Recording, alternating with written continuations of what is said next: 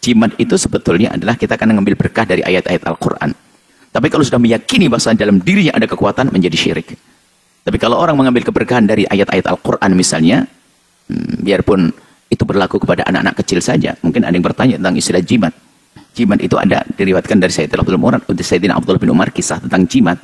Jimat, makanya orang kok banyak mengatakan jimat adalah syirik. Syirik adalah jenis orang yang meyakini bahwa dalam jimat itu punya kekuatan sendiri, itu syirik. Akan tapi yang sifatnya tabarruk dengan ayat-ayat Al-Quran, dan itu terjadi pada anak-anak kecil pada zaman Sayyidina Abdullah bin Umar, misalnya digantungkan di lehernya tentang nama-nama, tentang ayat-ayat Al-Quran dan sebagainya, untuk penjagaan bagi anak-anak kecil, itu betul. Makanya jimat bukan sebuah kesyirikan dengan catatan tidak meyakini bahwa di dalam zatnya jimat itu ada kekuatan. Tapi tetap dari Allah Subhanahu wa Ta'ala. Yang harus dimengerti bahwasanya itu kisah jimat itu berlaku untuk anak-anak kecil. Karena anak kecil belum bisa membaca, maka digantungkan atau ditempelkan di tempatnya anak kecil. Memakai jimat dengan segala macam bentuknya. Contoh-contoh jimat. Anak-anak dipakai gelang benang hitam. Ada di sini? Mulai, masa Ustadz itu nggak boleh? Itu jimat. Dan Rasul sallallahu alaihi wasallam bersabda, "Man 'allaqa tamimatan faqad asyrak." Siapa yang menggantungkan gelang benang hitam pada anak-anak, maka sungguh dia telah melakukan kesyirikan. Hati-hati. Makanya tema saya, dosa besar dianggap biasa. Sebagian orang ini menganggap biasa. Ini adalah penangkal agar tidak panas, agar tidak sakit, agar tidak sering rewel. Maka itu kesyirikan. Tinggalkan. Mau meninggalkan? Mau selamat? Mau meninggalkan jimat? Ya. Ini Bapak Ibu, saudara-saudari yang dimuliakan oleh Allah. Ini dianggap biasa, kesyirikan dia. Belum lagi nanti ada sesuatu yang disebut dengan rajah. Kain ditulisi Arab. Nanti ada bintang, ada angka, rajah-rajah. Itu jimat. Walaupun, perhatikan, walaupun yang memberikan adalah kiai atau ustadz, itu jimat. Dilarang untuk dipakai, dilarang untuk digantung, dilarang untuk disimpan.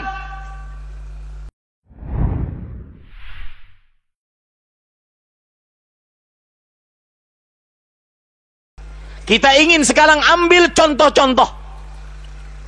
Nah, sebelum ambil contoh, saya ingin menyebutkan, di dalam agama Islam ada namanya dosa besar, dosa kecil.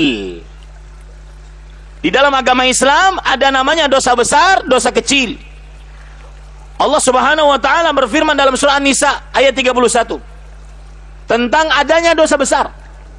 In tajtanibu kabaira ma tunhauna anhu nukaffir ankum sayyi'atikum wa nudkhilkum mudkhalan karima. Jika kalian menjauhi dosa-dosa besar, maka niscaya kami akan langsung ampuni dosa-dosa kalian, dosa-dosa kecil kalian, dan kami akan masukkan kalian kepada tempat hidup yang nyaman. Lihat janji Allah yang menjauhi dosa besar. Saya akan jelaskan nanti apa itu dosa besar. Maka hidupnya pasti nyaman, tempat masuk yang baik. Ini menunjukkan bahwasanya di dalam Islam ada namanya dosa besar, ada namanya dosa kecil. Ini poin yang harus kita pahami. Lihat lagi di dalam ayat yang lain, itu surat Asy-Syura ayat 31. Allah Subhanahu wa Ta'ala berfirman, "Walladzina yajtanibuna kaba'iral itsmi wal fawahisha illa al-lamam." Orang-orang yang menjauhi dosa-dosa besar dan juga perbuatan-perbuatan keji, kecuali orang-orang yang menjauhi dosa-dosa kecil. Ini ayat disebutkan oleh Allah di dalam surat An-Najm ayat 33. Alladzina yajtanibuna kaba'iral itsmi wal fawahisha illa al-lamam. Orang-orang yang menjauhi dosa-dosa besar dan perbuatan-perbuatan keji, kecuali dosa-dosa kecil. Ini menunjukkan bahwasanya ada dosa besar, ada dosa kecil. Sekarang timbul pertanyaan, poin selanjutnya, apa itu dosa besar? Perhatikan, dosa besar, karena tema kita adalah dosa besar yang dianggap biasa. Apa itu dosa besar? Abdullah bin Abbas radhiyallahu anhuma, sahabat Nabi, ahli tafsir di generasi sahabat, beliau mengatakan, kullu dzambin khatamahullah binarin aw la'nah aw adab aw ghadab fahuwa kabirah.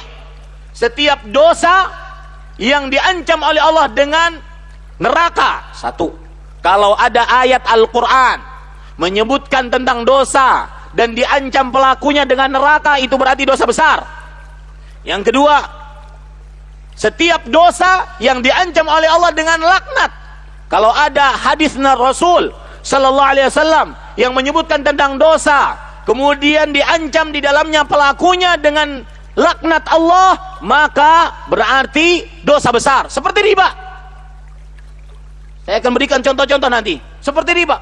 Rasulullah SAW bersabda, la'anallahu akila riba wa mukilahu wa katibahu wa syahidai wa qalahum sawa. Allah melaknat pemakan harta riba, penulisnya, yang memberi hutang riba, yang meminjamnya, dan semuanya sama, kata Allah Subhanahu wa taala. Semuanya sama dapat laknat Allah Subhanahu wa taala. Apa arti laknat? Laknat adalah diusir, dijauhkan dari rahmat Allah Subhanahu wa taala. Ini dosa besar. Setiap dosa yang diancam oleh Allah dengan neraka atau laknat atau murka atau siksa tertentu di dunia dan di akhirat, maka ini adalah dosa besar. Maka wajib dijauhi, Bapak Ibu saudara-saudari. Tetapi ingat, meskipun ada pembagian dosa besar, dosa kecil, maka jangan sampai dosa kecil diremehkan. Kenapa demikian? Karena para ulama mengatakan, di antaranya perkataan Bilal bin Sa'ad rahimahullah, seorang tabi'in. Beliau mengatakan, la tanzur ila sigharil ma'siyah walakin inzur ila 'azamati man 'asait. Perhatikan nih, jangan pernah remehkan dosa, meskipun kecil apalagi besar. Jangan engkau lihat kecilnya sebuah maksiat, akan tetapi lihatlah agungnya zat yang engkau maksiati, Allah Jalla fi'ula. Hati-hati. Kemudian ada pepatah Arab mengatakan, la tahqiranna saghiratan innal jibala minal hasa. Jangan engkau anggap kecil sebuah dosa. Sesungguhnya gunung yang menjulang tinggi itu adalah hasil dari tumpukan-tumpukan batu-batu yang kecil. Makanya para ulama mengatakan la saghirata ma'al israr, sebagaimana dikatakan oleh Imam At-Tabari rahimahullah, Imam At-Tabarani rahimahullah. Tidak ada yang disebut dosa kecil apabila itu dikerjakan secara terus-menerus. Maka jangan pernah remehkan dosa. Gunung yang menjulang tinggi itu adalah akibat dari tumpukan-tumpukan batu-batu yang kecil. Begitulah dosa, jika dikerjakan kecil menjadi besar. Jangan pernah remehkan dosa. Ingat sekali lagi, musibah datang, penyebab utama, paling utama adalah dosa. Mungkin dia kecil, tetapi ditumpuk menjadi besar, akhirnya datang musibah, Allah murka Subhanahu wa ta'ala. Sekarang kita masuk kepada poin inti kita. Apa saja dosa-dosa besar yang dianggap biasa oleh manusia dan wajib dijauhi? Yang pertama yaitu kesyirikan. Dosa besar paling terbesar semenjak adanya manusia di atas muka bumi ini. Tidak ada dosa paling terbesar dibandingkan kesyirikan. Kalau ada orang menzinahi, naudzubillah, ibunya, lalu ibunya tersebut dibunuh, lalu setelah itu dia cincang-cincang, lalu dia makan, maka dosa ini lebih kecil dibandingkan dosa kesyirikan. Dosa kesyirikan mengalahkan dosa korupsi. Duit rakyat Indonesia 265 juta rakyat Indonesia. Kalau ada orang koruptor mengkorupsi duit rakyat 265 juta duit rakyat, dia korupsi, kalah dosanya dengan dosa kesyirikan. Kalau ada orang berzina kalah dosanya dengan dosa kesyirikan. Kalau ada orang membunuh bapaknya, kalah dosanya dengan dosa kesyirikan. Kenapa demikian? Karena Rasul sallallahu alaihi wasallam bersabda, "Ala unabbiukum bi akbaril kabair."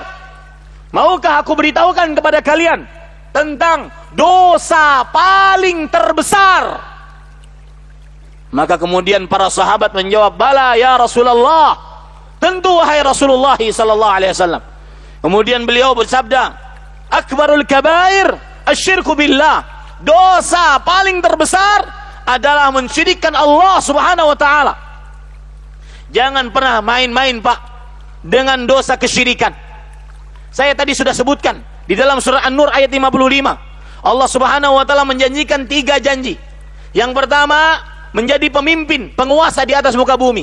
Yang kedua, aman beragama. Yang ketiga, rasa takut diganti dengan rasa aman. Syaratnya apa? Ya'budunani la yusyrikuna bi syai'an. Beribadah kepadaku, tidak mensyirikkan Allah dengan sesuatu apapun. Kesyirikan, dosa paling terbesar, penyebab utama musibah datang.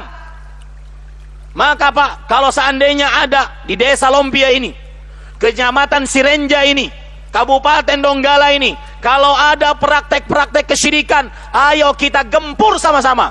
Mau? Karena itu penyebab terbesar musibah datang. Dengan segala macam bentuk kesyirikannya, baik yang dianggap remeh ataupun besar. Saya akan sebutkan nantinya contoh-contoh kesyirikan. Kita harus yakin betul bahwasanya dosa paling terbesar adalah kesyirikan. Allah berfirman dalam surat Luqman, "Inna syirka la zulmun azim." Sesungguhnya kesyirikan adalah kezaliman yang sangat-sangat besar. Itu Allah yang berfirman. Kenapa saya katakan tadi dosa minum, dosa berzina, membunuh, mencuri, berjudi, korupsi, main wanita, selingkuh, durhaka terhadap orang tua, semuanya kalah dibandingkan dengan dosa kesyirikan. Kenapa saya katakan seperti itu?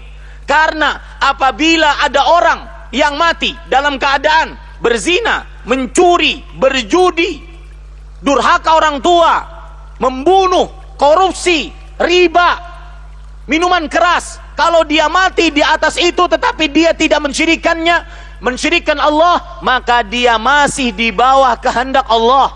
Jika Allah menghendaki, Allah mengampuninya, maka dia masuk ke dalam surga. Jika Allah menghendaki, Allah menyiksanya, dia masuk ke dalam neraka. Adapun apabila orang mati dalam kesyirikan, maka tidak ada tiket lain. Kalau dia mati dalam kesyirikan, tidak ada tiket kecuali neraka selama-lamanya, kekal abadi di dalamnya. Allah Subhanahu wa taala berfirman di dalam surah An-Nisa ayat 48, "Innahu man yusyrik billah, innallaha la yaghfiru an yushraka bih wa yaghfiru ma duna dzalika liman yasha." Sesungguhnya Allah tidak mengampuni dosa yang mensyirikannya. Lihat, yang mati dalam kesyirikan tidak diampuni dosanya oleh Allah. Tidak diampuni dosanya. Kekal abadi di neraka bersama iblis, Firaun, Haman, Ubay bin Khalaf, Abu Lahab. Kekal abadi, tidak akan pernah keluar. Tetapi dosa selain kesyirikan apa? Dan Allah akan mengampuni dosa selain itu bagi siapa yang dikehendakinya. Dosa apapun, sebesar apapun, yang penting tidak melakukan kesyirikan. Jangan, Pak, Bu, pesan dari hati saya paling dalam, selama hidup kita jangan pernah berkenalan dengan dosa kesyirikan. Yang akan saya sebutkan nanti contoh-contohnya. Jangan pernah. Kenapa? Karena itu berarti keselamatan untuk Anda di dunia dan di akhirat. Dosa apapun yang pernah kita kerjakan, asal tidak melakukan kesyirikan, maka masih ada kesempatan kita diampuni oleh Allah Subhanahu wa taala. Tapi kalau sudah kesyirikan, tidak ada ampunan. Tidak ada ampunan kecuali neraka, kekal abadi di dalamnya selama-lamanya. Dalam surah Al-Maidah ayat 71, Allah Subhanahu sampai 72, Allah Subhanahu wa taala berfirman, "Innahu man yusyrik billah faqad harramallahu alaihi al-jannah wa ma'wahu an-nar wa ma lidh-dhalimin min ansar." Sesungguhnya orang yang mensyirikkan Allah Subhanahu wa taala, maka sungguh Allah telah benar-benar haramkan atasnya surga. Tempatnya paling pantas adalah neraka. Dan di akhirat dia tidak memiliki seorang penolong pun. Nggak ada yang bisa nolong. Ini ahibati hafizakumullah. Adapun orang yang bertauhid, tidak pernah melakukan kesyirikan, orang yang benar-benar beribadah kepada Allah, tapi mungkin dia bermaksiat, dia berzina, minum minuman keras, dia mencuri, dia membunuh, dia durhaka, dia memutuskan hubungan silaturahim, dia berriba, makan riba, tapi tidak pernah mensyirikkan Allah. Apa kata Allah? Kata Rasulullah SAW dalam hadis sahih, yakhruju minan nar, akan keluar dari api neraka, man qala la ilaha illallah, siapa yang bertauhid, siapa yang tidak mensyirikkan Allah, siapa yang mengucapkan la ilaha illallah, wa fi qalbihi waznu sya'iratin min khair, dan di dalam hatinya ada kebaikan meskipun seberat biji sawi, kecil biji sawi, tetap akan keluar dari api neraka. Kalaupun dia masuk ke dalam neraka, dia pasti keluar. Adapun orang yang melakukan kesyirikan tidak akan pernah keluar sama sekali. Maka hati-hati Bapak Ibu. Ini dosa besar pertama yang dianggap biasa. Kita akan sebutkan contoh-contoh kesyirikan. Pertama, memakai jimat dengan segala macam bentuknya. Contoh-contoh jimat. Anak-anak dipakai gelang benang hitam. Ada di sini? Mulai, masa Ustadz itu nggak boleh? Itu jimat. Dan Rasul sallallahu alaihi wasallam bersabda, "Man 'allaqa tamimatan faqad asyrak."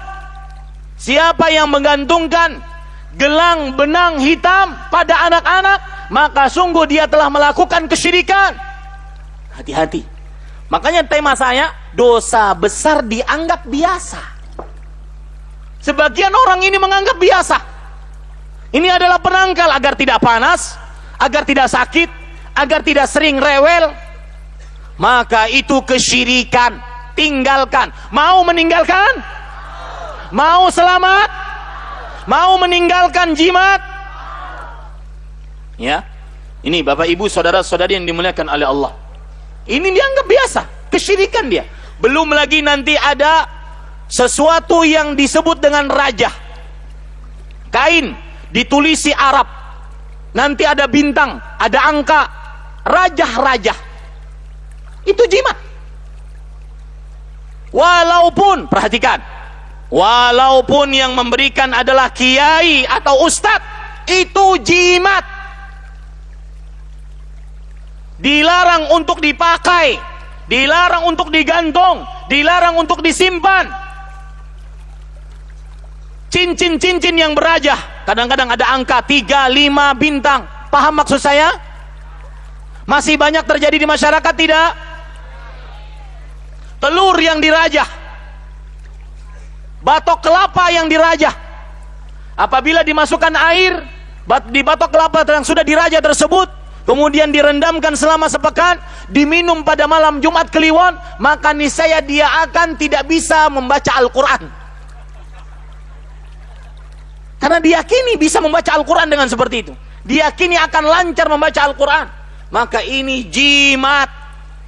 Dan poin penting yang saya katakan tadi, meskipun itu diberikan oleh ustadz, oleh kiai, itu jimat. Mohon maaf Pak Kiai, mohon maaf Pak Ustadz, saya tidak akan pernah pakai. Saya hanya bergantung kepada Allah. Lihat Allah berfirman di dalam Al-Quran, wa iyyaka na'budu. Habis itu, wa iyyaka nasta'in. Hanya kepadamu ya Allah kami beribadah. Hanya kepadamu ya Allah kami minta tolong. Hanya pembatasan. Tidak ada kepada selain Allah. Kenapa hanya kepada Allah kita minta tolong, minta perlindungan? Qul a'udzu birabbil falaq, qul a'udzu birabbin nas. Karena hanya Allah yang bisa melindungi. Suatu saat di zaman Rasulullah SAW, perhatikan baik-baik. Rasul SAW suatu ketika melihat seseorang memakai gelang kuningan di lengannya. Kemudian beliau bertanya, "Ma hadhihi?" Apa itu? Beliau, orang tersebut mengatakan minal wahinah. Wahai Rasulullah, ini kuningan saya pakai di sini untuk menjaga saya agar tidak mendapatkan penyakit, agar saya kebal. Ini perhatikan nih, ya, ustadz-ustadz yang ngajar-ngajar kekebalan, itu kesyirikan, minta kepada jin. Kenapa? Karena Nabi kita Muhammad SAW saja tidak kebal. Nabi Muhammad SAW di peperangan Uhud, kepala perang, penutup kepala perang beliau itu masuk ke dalam gigi beliau, tidak kebal. Nabi Muhammad SAW. Kalau seandainya ada yang kebal di atas muka bumi ini, niscaya yang paling kebal adalah siapa? Rasulullah SAW. Tidak benar ajaran ilmu kebal. Itu kesyirikan, minta kepada jin. Maka orang tersebut ditanya oleh Rasulullah SAW, apa itu kuningan yang engkau pakai di pergelangan engkau? Minal wahinah ya Rasulullah. Saya pakai agar menjaga saya dari musibah, dari penyakit, dari kelemahan, agar kebal. Apa kata Rasulullah SAW? Fa innahu la yaziduka illa wahnan. Inza'ha. Lepaskan itu. Sesungguhnya kuningan tersebut tidak menambahkan kepadamu kecuali kelemahan, kecuali penyakit, kecuali keburukan. Kemudian beliau berpesan, nih perhatikan, ya, perhatikan, bertobat kita yang masih percaya kepada jimat, yang masih percaya kepada cincin keramat, yang masih percaya kepada mandau. Kalau di Banjarmasin, di kota saya, mandau, ya, pisau-pisau, yang masih percaya kepada keris-keris keramat, tinggalkan, hancurkan, leburkan. Kenapa demikian? Kata Rasul SAW, perhatikan, in mitta wahya alaik ma aflahta abada. Jika engkau mati dan engkau masih dalam keadaan memakai jimat tersebut, engkau tidak akan pernah beruntung selamanya, dunia akhirat. Perhatikan, janji Rasul. Pemahaman baliknya adalah yang tidak memakai jimat aman, nyaman, tentram. Meskipun ini katanya warisan si fulan, warisan ustadz fulan, tidak boleh. Tidak ada benda yang dikeramatkan kecuali pribadi Rasulullah sallallahu alaihi wasallam. Nih, Bapak Ibu, saudara-saudari, sekarang saya ingin bertanya jujur dari dalam hati, ingin menghancurkan jimat seluruhnya? Kurang kencang. Ingin menghancurkan jimat seluruhnya? Ya, lihat pesan Rasul sallallahu alaihi wasallam. In mitta wahya alaik ma aflahta abada. Jika kamu mati, kamu masih memakai jimat tersebut, kamu tidak akan pernah hidup bahagia selamanya. Harus yakin itu kita. Harus masuk ke dalam hati kita. Harus dijadikan sebuah akidah, keyakinan yang tidak boleh kita ragu di dalamnya. Bahwasanya kalau saya pakai jimat, saya tidak akan pernah beruntung selamanya. Ini Bapak Ibu, saudara-saudari yang dimuliakan oleh Allah. Itu kesyirikan jenis pertama. Kesyirikan jenis kedua, yang dianggap biasa. Apa itu? Yang disebut di dalam bahasa hadis al-tiyarah atau tatoyur, merasa bernasib sial saat melihat atau mendengar sesuatu. Saat melihat atau mendengar sesuatu, merasa bernasib sial. Seperti, saya tidak tahu kalau di sini kapan orang merasa bulan panas akhirnya tidak menikah di bulan itu. Bulan apa itu? Bulan Muharram. Saya hafal betul karena bapak saya kerjaannya nih menyewakan tenda perkawinan. Setiap kali bulan itu bapak saya tidak ada kerjaan, tidak ada yang nyewa tenda. Kenapa? Ketika ditanya, karena ini adalah bulan panas. Diyakini kalau menikah bulan tersebut, maka akan terjadi perceraian setelah pernikahannya. Maka Rasulullah sallallahu alaihi wasallam mengatakan, dalam hadis sahih. Kata beliau, la adwa wala tiarata wala hammata wala safar. Tidak ada penyakit yang menular dengan sendirinya. Tidak ada burung hantu yang mendatangkan kesialan. Termasuk di dalamnya keyakinan kalau seandainya ada burung gagak berputar-putar, wah itu pasti ada yang mati di bawahnya. Ada yang meyakini seperti itu? Kata Rasulullah SAW, tidak ada burung hantu yang mendatangkan kesialan. Tidak ada perasaan bernasib sial terhadap sesuatu ataupun ketika melihat sesuatu. Seperti seorang naik motor, tidak sengaja dia ketabrak kucing. Maka mulai ada di dalam dirinya, wah ini sudah tidak nyaman ini setirnya. Merasa bernasib sial ketika menabrak kucing. Tidak ada bulan Safar yang mendatangkan kesialan. Sama kalau di sini tidak ada bulan Muharram yang panas yang mendatangkan kesialan, tidak ada. Semua hari baik. Hari yang buruk adalah saat manusia bermaksiat kepada Allah. Itu buruk harinya. Semua hari baik. Ya, ini hati-hati Bapak Ibu. Ini perasaan kesyirikan, merasa bernasib sial ketika melihat, mendengar atau merasakan sesuatu. Misalkan di pesawat nomor duduknya tidak ada nomor 13. Karena angka 13 dianggap sebagai angka sial. Misalkan ketika ada orang mau menikah, harus mencari tanggal baik, tanggal buruk. Keyakinan adanya tanggal baik, tanggal buruk ini kesyirikan. Rasulullah SAW bersabda, at-tiyaratu syirik.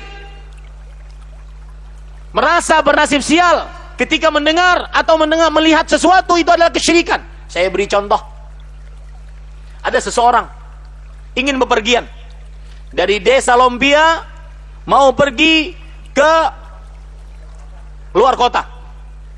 Sudah siap, sudah pasang sepatu, sudah pakai jaket, sudah siap tas. Ketika buka pintu, di depan pintu ada seekor kucing. Matanya picak, kakinya pincang. Kata dia, "Bu, saya tidak jadi pergi." "Kenapa, Pak?" "Karena itu ada kucing, matanya picak, kakinya pincang." Ini pertanda buruk. Ini kesyirikan.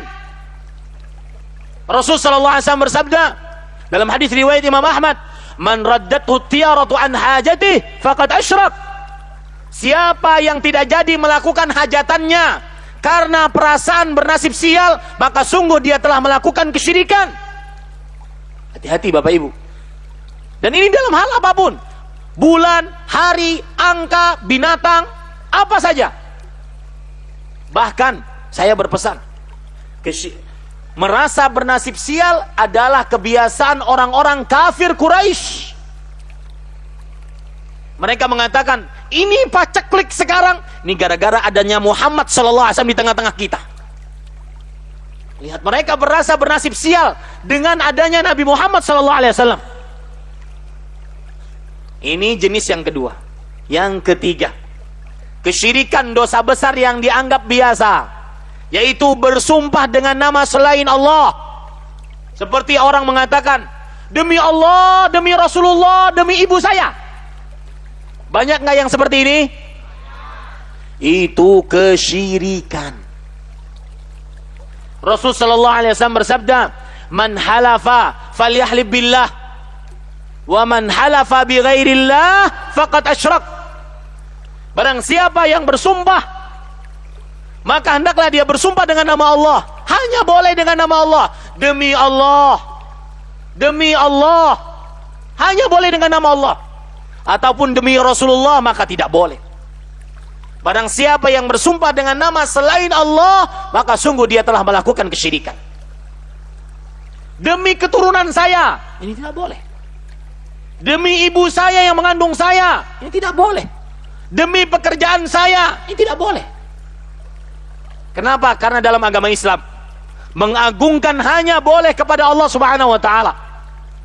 Oleh karena itu, Bapak Ibu, saudara-saudari yang dimuliakan oleh Allah, jauhi bersumpah dengan nama selain Allah. Yang keempat, kesyirikan Assalamualaikum warahmatullahi wabarakatuh. Sampai jumpa kembali di World Islam Channel.